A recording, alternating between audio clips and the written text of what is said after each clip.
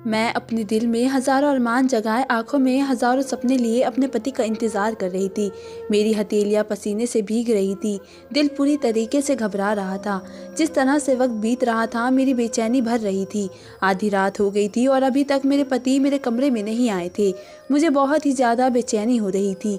तभी मेरे कमरे का दरवाज़ा बंद हुआ। मैं कुछ और सिमट कर रह गई थी। शर्माकर सर नीचे झुका दिया था।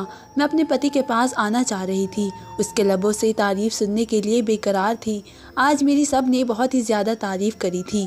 सब लोगों ने कहा था कि मैं आज बहुत ही खूबसूरत लग रही हूँ। मेरा पति मुझे देखते ही फिदा हो जाएगा। और वे मुझ पर फिदा होने की बजाय बेड की दूसरी साइड गया और वहाँ पर तकिया उठाया और उसे देखकर मैं हक्का बक्का रह गई थी।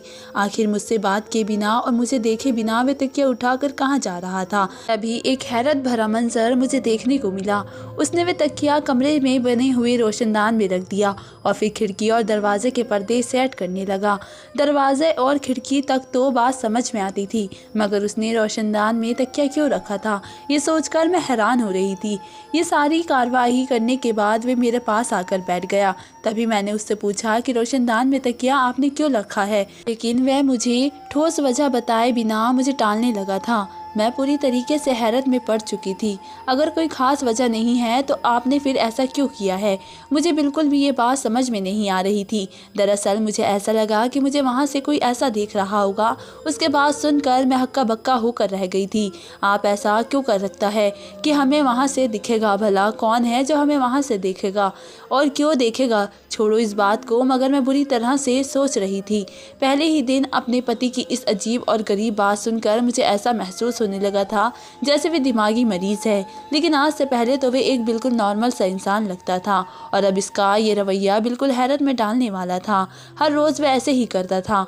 उसने तकिया रखने के बावजूद भी वे बार बार उसकी तरफ ही देखता रहता था और बेचैन सा रहता था। मैं उसकी बेचैनी की वजह पूछती तो वे गुस्से में कहता कि मैं तुम्हें एक बार बता तो दिया है, इसलिए मैं यहाँ पर तकिया रख देता हूँ। अपने पति की ये बात सुनकर मैं गुस्से में आकर रह गई थी।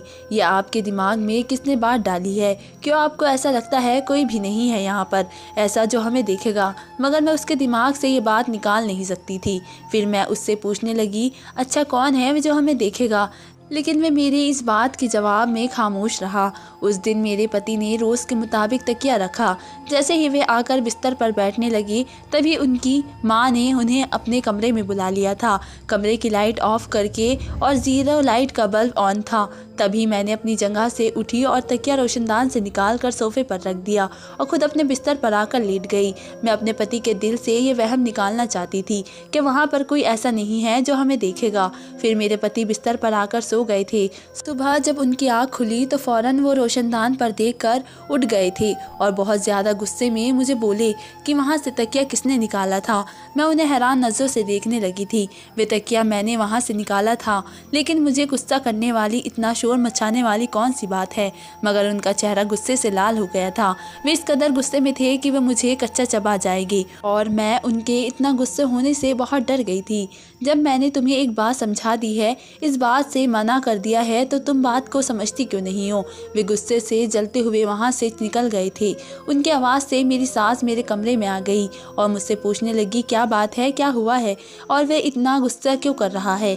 मैंने सारी बात अपनी सास को बता दी। वे भी हैरान नज़रों से मुझे देखने लगी थी। न जाने क्या हो गया था इस लड़के को। पहले तो ऐसा नहीं था, पता नहीं इसके दिल में इतना वहम कैसे बैठ गया है। मैं भी अपने पति को वहमी ही समझती थी, लेकिन मैं जब उन्हें बाकी सारे मामलात में उन्हें नॉर्मल सा देखती तो परेशान हो जाती थी कि ऐसी क्या बात है कि वे सिर्फ इसी बात में ही ऐसा वहम क्यों करते हैं। मुझे कुछ समझ में नहीं आता था कि मैं उनके दिल से ये कैसे बात निकाल दूँ। फिर मैं अपना दिमाग बदलने के लिए अपने मायके आ गई थी। यूं ही मेरा मायका और ससुराल एक ही था। छोटा सा दरवाज़ा था जो कि खुला ही रहता था। जब मेरा दिल करता था मैं यहाँ से वहाँ चली जाती थी। मेरा ससुराल मेरे ताए अब्बू का घर था। मेरे पति मेरे सबसे बड़े ताए अब्बू के बेटे थे, जो कि सबसे जिम्मेदार और अच्छे दिमाग के थे। अब माँ ने जब मेरा उदास चेहरा देखा तो वे भी परेशान हो गई थी। कहने लगी, क्या बात है, जब से तुम्हारी शादी हुई है तुम अजीब सी शक्ल बना कर रखती हो। क्या तुम्हारी समीर के साथ कोई लड़ाई हुई है? अब मैं माँ को क्या बताती? माँ को मैंने बता दिया और और कहा कि सर में बहुत ही दर्द हो रहा है। लेकिन मेरी छोटी बहन मुझे बहुत ही गौर से देख रही थी। वे कहने लगी और मेरे पास आकर बोली कि वैसे आप समीर भाई के साथ खुश तो है ना, वे आपसे प्यार करते हैं ना, आपकी बात मानते हैं। उसका तो यूँ बड़ी औरतों की तरह मुझे फ्री होना मुझे बिल्कुल अच्छा नहीं लगा था। तभी मैंने उसे रोक दिया और मैंने कहा कि तुम बच्ची हो, अपनी पढ़ाई पर ध्यान दिया करो, ये बड़ों के मामलात है तो तुम इसमें मत बोला करो। मैं तुम्हें कितनी बार समझा दिया है। तो वह मुंह बनाते हुए वहाँ से उठकर चली गई थी। माँ मुझसे कहने लगी कि वे तुम्हारी छोटी बहन है, उसे प्यार से भी तो तुम उसे समझा सकती हो, गुस्सा क्यों करती हो? पता नहीं जब से तुम्हारी शादी हुई है तुम्हें क्या हो गया है। माँ ने शिकायत करनी शुरू कर दी थी। तो मैं भी उठकर वापस आ गई थी और जाकर कमरे में लेट गई। दिमाग में अभी से ही समीर की बातें सवार थी। मैंने बहुत ही ज़्यादा सोचना शुरू कर दिया था कि आखिर समीर को ऐसा क्यों लगता है, कोई हमको दूर करने के तरीके लगा रखा है। तभी मेरे दिमाग में ख्याल आया कि रात को मैं स्टोर में जाऊंगी और उन्हें बताऊंगी कि यहाँ पर कोई भी नहीं है। शायद इस तरीके से उनका दिमाग से बात निकल जाए। और ऐसा ही हुआ। रात को जब वे सो गए तो मैं अपनी जगह से उठकर और जब मैं स्टोर में गई तो मैं ये तो देखकर हक्का बक्का रह गई थी। स्टोर रूम में रोशनदान के नीचे एक बड़ा सा स्टूल पड़ा हुआ था और ऐसा लग रहा था कि जैसे उस स्टूल पर कोई उस खड़ा था। मैं हैरान और परेशान रह गई थी। इसका मतलब था कि मेरे पति को गलतफहमी नहीं बल्कि सच में वहाँ पर कोई था जो उस रोशनदान से कमरे में देख रहा था। गुस्से की एक शदीद लहर मेरे पूरे वजूद में दौड़ गई थी। आखिर वे कौन था जो यहाँ पर खड़े होकर हमारे कमरे में देख रहा था? किसकी इतनी हिम्मत हो सकती थी? इतना तो मैंने सोच लिया था कि वे जो कोई भी है मैं उसे आसानी से नहीं छोड़ूंगी। मैं उसके किए का मज़ा उसे ज़रूर चखाऊंगी। अब मैं ध्यान रखना शुरू कर दिया था। उस दिन मैं कमरे में लेटी हुई थी। नींद अभी मेरी आंखों से काफ़ी दूर थी। रात को जब मुझे दूसरे कमरे से खटखटाहट की आवाज़ सुनाई दी तो मैं फ़ौरन से बिस्तर से उठी और आहिस्ता से चलते हुए कमरे में आ गई थी।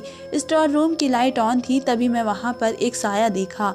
मेरा हाथ बोर्ड के पास ही था। जैसे ही मैंने कमरे में रोशनी करी मेरे सामने उसका चेहरा आ जाता। लेकिन मैं उससे पहले कि मैं अपने सोचने पर अमल करती, मुझे किसी ने ज़ोर से धक्का दिया और मैं एक साइड पर गिर गई थी। और वहाँ जो कोई भी था वे कमरे से बाहर निकल चुका था। जब मैं कमरे से बाहर आई तो वहाँ पर यहाँ दूर दूर तक कोई भी नहीं था। अब मैं सचमुच में परेशान हो गई थी कि ये काम कौन कर सकता था, क्योंकि यहाँ पर मेरे 2 देवर और एक नंद रहती थी और माँ का घर भी यहीं पास में था। मैं किसी पर शक करती तो किस पर करती या इल्ज़ाम लगाती? फिर मैं खामोशी से अपने कमरे में आ गई थी। ज़हनी तौर पर मैं बहुत ज़्यादा परेशान होकर रह गई थी। रात को मैं मुकम्मल तौर में ध्यान में थी कि वे जो कोई भी होगा मैं उसे पकड़ कर रहूँगी। उस दिन कोई भी आवाज़ सुनाई नहीं दी। अगले दिन मैंने अपने पति से कहा कि मैं आपसे माफ़ी चाहती हूँ कि मैं आपको गलत समझती रही और आपकी बात पर एतबार नहीं किया। उन्होंने चौंक कर मुझे देखा। कहने लगे, क्या हुआ है, किस बात की माफ़ी मांग रही हो? तभी मैंने कहा कि मुझे आपकी बात पर यकीन हो गया है कि यहाँ पर रोशनदान से कोई हमें खड़ा होकर हमारे कमरे की तरफ देखता है। मेरा इतना ही कहना था कि उनकी आंखें हैरत से फैल गई थी। कहने लगे कि तुम्हें ये बात पता चली? क्या तुमने किसी को देखा है? तभी मैंने उन्हें ये बात बताई तो वे कुछ अंदाज से मुझे देखने लगे और कहने लगे, किसी भी चीज़ की खोज में नहीं पड़ना चाहिए, क्योंकि कभी कभी हकीकत आपको बहुत ज़्यादा तकलीफ़ देती है और आप सबको सह नहीं सकते। इसलिए इस बात को नज़रअंदाज ही कर दो। वे जो भी कोई है जल्दी पीछा छोड़ देगा। इसलिए तुम खुद को इन सब फालतू बातों में मत लगाया करो। अब तो लेकिन मैं ज़िद बांध ली थी कि मैं उसको पकड़ कर ही रहूँगी। और अब वे जो भी कोई था वह इस कदर आहिस्ता से कमरे में दाखिल होता था कि मुझे आवाज़ महसूस नहीं होती थी। दूसरी बार मैं भी वक्त पर कमरे में पहुँच गई थी। तभी वे कमरे से भागने लगा और मेरे हाथ में उसकी बाजू आ गई थी। मेरे हाथों से उसके बाजू पर खराश आ गई थी और वे मुझे धक्का देकर कमरे से बाहर निकल गया था। इस बार भी मैं मुंह लटकाकर कमरे में आ गई थी। अगले दिन जब मैं उठी तो मेरी नज़र अपने छोटे देवर पर पड़ी थी जिसकी बाजू पर खराश आई हुई थी। ये देखकर तो मेरा मुंह खुला का खुला रह गया था। जब मैंने अपने देवर से इस बारे में पूछा तो कहने लगा कि मैं गिर गया था और उसे चोट लग गई। मुझे इसकी बात पर यकीन नहीं था और अब मैं बेचैनी से अपने पति के घर वापस आने का इंतज़ार करने लगी थी। जब वे वापस आए तो उन्हें बेचैन से मुझे कमरे में टहलता हुआ देखा और कहने लगे, क्या बात है, क्या आज कोई ख़ास बात हुई है क्या? उनका मूड बहुत ही अच्छा था और मेरे पास भी बताने के लिए कोई ख़ास बात थी। तभी मैंने उन्हें कहा कि मुझे अंदाज़ा हो गया है कि आप ये बात खोलकर क्यों नहीं बताते थे, क्योंकि आपको ये डर था कि मेरे दिल में उसके लिए बदनामी पैदा हो जाएगी और मैं उससे नफ़रत पैदा करने लगूंगी। वे चौंक कर मुझे देखने लगे थे, कहने लगे कि क्या मतलब हुआ तुम्हारा? मैं किसकी बात कर रही हूँ? तो मैं आपके भाई की बात कर रही हूँ। उन्होंने मुझे हैरत से देखा था। मेरे भाई का यहाँ पर कैसे करे? मुझे अंदाज़ा हो गया था कि वे कौन था जो हमारे कमरे में झांक कर देखता था और आप मुझे इसके बारे में बताते नहीं थे, क्योंकि वह आपका भाई है और आप अपने घर का माहौल ख़राब नहीं करना चाहते थे और आप नहीं चाहते थे कि मैं आपके घर वालों से दूरी करूं। मेरा इतना ही कहना था कि वह गुस्से से दहाड़ कर बोले कि अपनी बकवास बंद करो, तुम नहीं जानती कि सच क्या है, इसलिए जो बात की है वह दोबारा ऐसी बात मत करना और मेरे घर वालों के सामने इस बात का नाम भी मत लेना। उनको मैं इतने गुस्से से पहली बार देखा था और जाहिर सी बात है कि मैं उनके भाई पर इल्ज़ाम लगा रही थी जिसको वे इतने टाइम से छुपा रहे थे, तो उन्हें गुस्सा आना तो बनता ही था। लेकिन ये वक्त उनका गुस्से दिलवाने का नहीं था बल्कि संभाल कर चलने का था। तभी मैंने सोच लिया था कि मैं उनके भाई की असलियत सबके सामने लाकर ही रहूँगी और तब उन्हें ये बात माननी ही पड़ेगी। इसलिए उसके मैं अगले दिन एक काम किया। मैंने अपने मोबाइल का कैमरा ऑन करके स्टोर रूम में एक ऐसी जगह पर रख दिया जहाँ पर किसी को भी वो नज़र नहीं पड़ सकती थी। उसके बाद मैं इत्मीनान से अपने कमरे में आकर सो गई थी। उस दिन मेरे कमरे में कोई भी नहीं आया था, सिर्फ मेरी सास स्टोर रूम में गई थी और वहाँ से ज़रूरी सामान उठाकर वापस अपने कमरे में चली गई थी। ये देखकर मुझे मायूसी तो हुई थी, लेकिन मैं फिर जल्दी ही अपनी मायूसी पर काबू पा लिया था। दूसरे दिन भी मैंने मोबाइल का कैमरा ऑन करके वहाँ पर रख दिया और अब की बार मुझे मायूसी का सामना करना नहीं पड़ा था। जब मैंने मोबाइल ऑन किया तो पहले तो काफ़ी देर तक कोई भी नहीं आया था और फिर उसके बाद मोबाइल में जिसका चेहरा मुझे नज़र आया था उसे देखकर तो मैं हैरत में पड़ गई थी। उसे देखकर मैं हक्का बक्का रह गई थी। मेरा ऊपर का सांस ऊपर और नीचे का सांस नीचे रह गया था। अपनी आंखों पर यकीन ही नहीं आ रहा था, ऐसा भला कैसे मुमकिन हो सकता था? क्या ये मुमकिन था? ये देखकर मेरे वजूद में तो हलचल पैदा हो गई थी।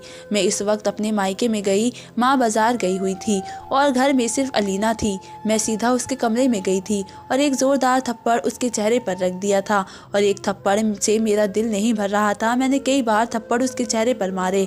वह गुस्से से हैरानगी से मुझे देखने लगी और कहने लगी, क्या हो गया है आपको अप्पी? पागल तो नहीं हो गई है आप?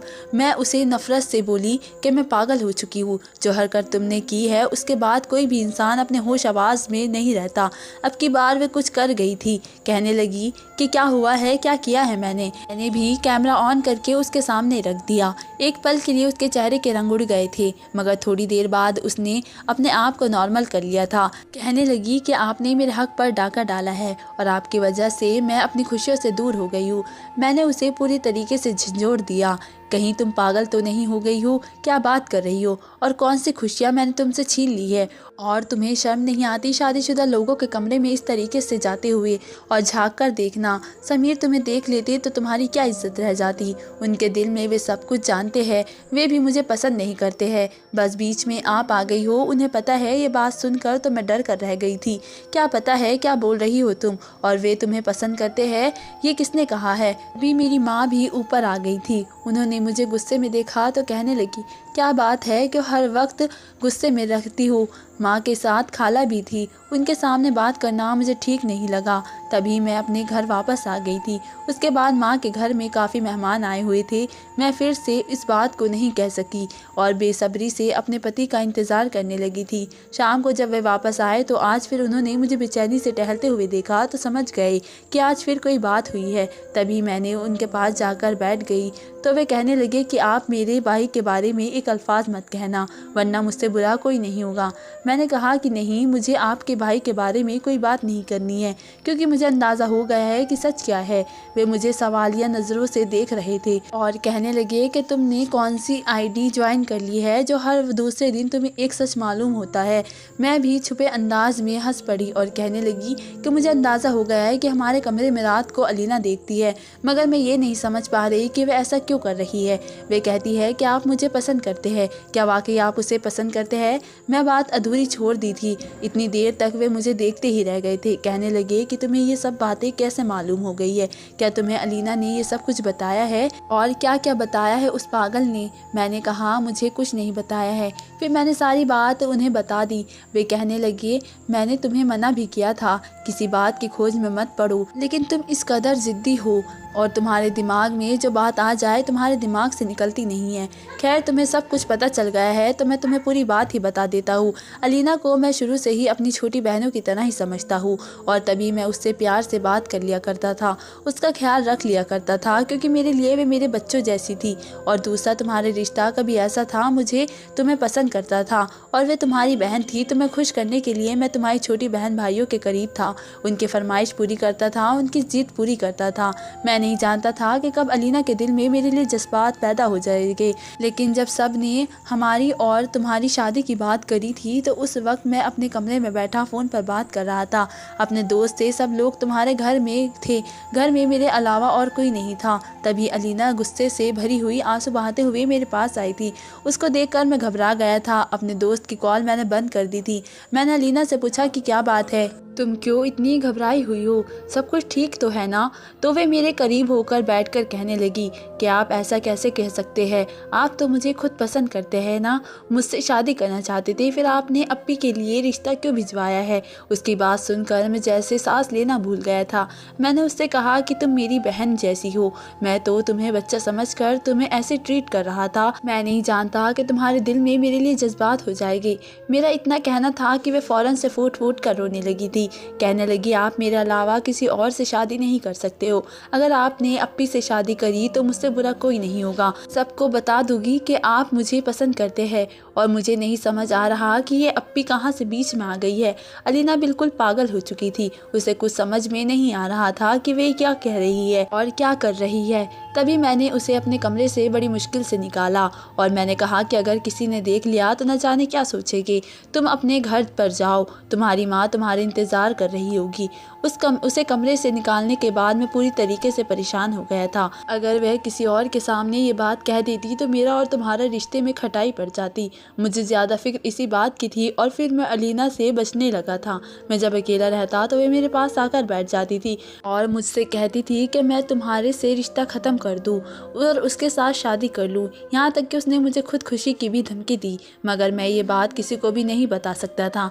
न मैं तुम्हें दुख देना चाहता था और ना तुम्हारी माँ को। मैं समझ गया कि वे बच्ची है, वे इस जज्बाती हो रही है, वह गुजरेगा तो वे संभल जाएगी और उसे अपनी गलती का एहसास भी हो जाएगा। लेकिन जब तक वे जज्बाती कैफियत में थी उसको संभालना, उसको समझाना बहुत ही ज़्यादा ज़रूरी था। मैं उसे हमेशा यही बात समझाता रहा था कि तुम बहुत ही छोटी हो, तुम मेरी बहन जैसी हो। तभी ज़हनी तौर पर उसने मेरा पीछा छोड़ दिया और दोबारा उसने मुझसे कोई बात नहीं की। मैं समझ गया कि वे शायद संभल गई है, उसकी जज्बाती कैफियत ख़त्म हो चुकी है, लेकिन मुझे क्या पता था कि वे वैसे ही की वैसी है। उसने महज खामोशी इख्तियार की थी और जब मैं तुम्हारे साथ शादी कर ली तो उसने शादी वाली रात को वे मुझे अकेला पाकर कहने लगी कि वह हमारे दरमियान में होने वाली बातों को, तमाम चीज़ों को रिकॉर्ड करेगी और नेट पर डालकर मुझे रुस्वा करेगी। उसकी बात सुनकर मैं तंग रह गया था। वह छोटी सी बच्ची और इतनी बड़ी बात कैसे कर सकती थी? वह ये कहना चाह रही थी कि मैं तुमसे फासलों पर रहूं, तुमसे ताल्लुक़ ना कायम करूं, क्योंकि वह मुझे किसी और का होता हुआ नहीं देख सकती थी। और उसकी बात सुनकर मेरा मुंह खुला का खुला रह गया था। मैं उससे ऐसी बात की उम्मीद नहीं कर सकता था। अगर मैं उसे गुस्से से डराता तो वह और ज़िद में आ जाती। तभी मैंने उसे समझाया कि तुम बच्ची हो, तुम इस तरह की बातें मत किया करो, लेकिन वह न जाने ये बात समझ ही नहीं रही थी। वे कहने लगी कि अगर आपने अप्पी को हाथ भी लगाया, उसके करीब भी आ गए तो ये तमाम चीज़ सारी दुनिया देखेगी, इसलिए मैं उसे जगह पर तकिया रख देता था। मैं तुम्हें ये बात इसलिए नहीं बताना चाहता था क्योंकि मैं नहीं चाहता था कि तुम दोनों बहनों के दरमियान के बीच में कोई दूरी पैदा हो जाए। और अब तुम सब कुछ पता चल ही गया है तो अपना दिल बड़ा करना और अपना राज राज रखो, उसकी गलती को, नादानियाँ को नज़रअंदाज कर दो जैसे मैं कर रहा हूँ। और इस बात पर यकीन रखो कि वह मेरी बहनों जैसी है, मैं कभी भी उस पर बुरी नज़र नहीं डालूंगा। मुझे अपने पति पर यकीन था कि वे जो कुछ भी कह रहे हैं वे सबको सच, और वैसे भी वे किरदार के बहुत ही अच्छे इंसान हैं और अब तो उनका मुकाम मेरे दिल में और भी ज़्यादा बुलंद हो गया था। अगर उनकी जगह पर कोई और होता तो अलीना से ज़रूर फ़ायदा उठा लेता, लेकिन उन्होंने ऐसा नहीं किया था। अलीना पर मुझे बहुत ही गुस्सा आया था और मैं इंतज़ार कर रही थी कि मैं कब घर जाऊँ और घर से मेहमान कब निकले और मैं उसके जाकर एक खींचूँ। अगले दिन जब सब लोग चले गए तो अकेले पाकर मैंने पकड़ लिया। तभी माँ किचन में थी, वह खाना बना रही थी। मैंने अलीना से कहा कि तुम्हारी हिम्मत कैसे हुई ये सब कुछ करने की? वे मेरे पति है और दोबारा तुमने ऐसी कोई बात करी तो मुझसे बुरा कोई नहीं होगा। मेरी बात सुनकर पहले तो वो रोने लगी, फिर हंसने वाले अंदाज में चीखने लगी। वे मुझे पसंद करते थे, मुझसे शादी करना चाहते थे, तभी तो मेरी छोटी छोटी ज़रूरत का ख्याल रखते थे, मेरी फरमाइश से पूरी करते थे। लेकिन आप बीच में आ गई, आपकी वजह से वे दूर हो गए। न जाने आपने कौन सा जादू कर दिया है उन पर कि वे आपके पास आकर रह गए हैं। हालांकि मैं आपसे ज़्यादा खूबसूरत हूँ। ये आवाज़ सुनकर माँ भी कमरे में आ गई, लेकिन हैरान परेशान नज़रों से हम दोनों को देखने लगी थी। तभी मैंने माँ को कहा कि देख लो अपनी लाडली के कारनामे। अब ये सब कुछ माँ को बताया तो वे भी हैरान और परेशान रह गई थी। उन्हें भी अलीना से इस बेवकूफ़ी की उम्मीद नहीं थी, लेकिन जब अलीना की बातें सबके सामने आ गई तो वे तो जैसे बिल्कुल शेर हो गई थी। पापा को भी बहुत ही ज़्यादा गुस्सा आया था। उन्होंने अलीना से बात करना छोड़ दिया था, लेकिन उसको तो जैसे तैसे कोई फ़र्क ही नहीं पड़ता था। उसके दिल से तो डर और भी ज़्यादा खौफ निकल गया था। अब तो माँ उसकी वजह से और ज़्यादा परेशान रहने लगी थी। उन्हें इस चीज़ की टेंशन थी कि कहीं वे मेरा घर न ख़राब कर दे, और किसी को भी समझ नहीं आ रहा था कि इस मसले का हल क्या किया जाए। तभी समीर ने कहा कि उसका ट्रांसफ़र दूसरे शहर में हो गया है और मैं भी उसके साथ वहाँ पर चलकर रहूँगी। यह बात सुनकर हैरानगी से सबने मुझे देखा और कहा कि मगर मैं अकेले कैसे वहाँ पर रहूँगी, मुझे तो सब लोगों में रहने की आदत है। तभी वे कहने लगे कि इस वक्त अलीना की जज्बाती कैफियत हो रही है, उसे हमसे दूर रहना ही बेहतर है। आहिस्ता आहिस्ता जब मुझे खुद से दूर देखेगी तो वह इस हकीकत को मान लेगी। समीर की बात सुनकर मुझे भी यही महसूस हुआ था कि हमें यहाँ से दूर रहना चाहिए। और फिर जब यहाँ से चले गए तो धीरे धीरे अलीना की तबीयत बेहतर होने लगी थी। शुरू में तो समीर को कॉल करती थी, उससे बात करने की कोशिश करती थी, लेकिन वे उसकी कॉल काट देते थे, उसे बिल्कुल नज़रअंदाज करते थे। 1 साल का टाइम गुजर चुका था और फिर अल्लाह पाक ने मुझे 2 जुड़वा बेटे से नवाज दिया था। और उसके बाद हम सब जब घर वापस आए तो अलीना की तरफ से किसी भी हरकत महसूस नहीं हो रही थी। अब तो माँ इसके लिए रिश्ता भी ढूंढ रही थी। अलीना बिल्कुल ठीक हो चुकी थी। तो दोस्तों, आपको मेरी कहानी कैसी लगी मुझे कमेंट बॉक्स में ज़रूर बताएं। मिलते एक नई वीडियो के साथ, तब तक के लिए धन्यवाद।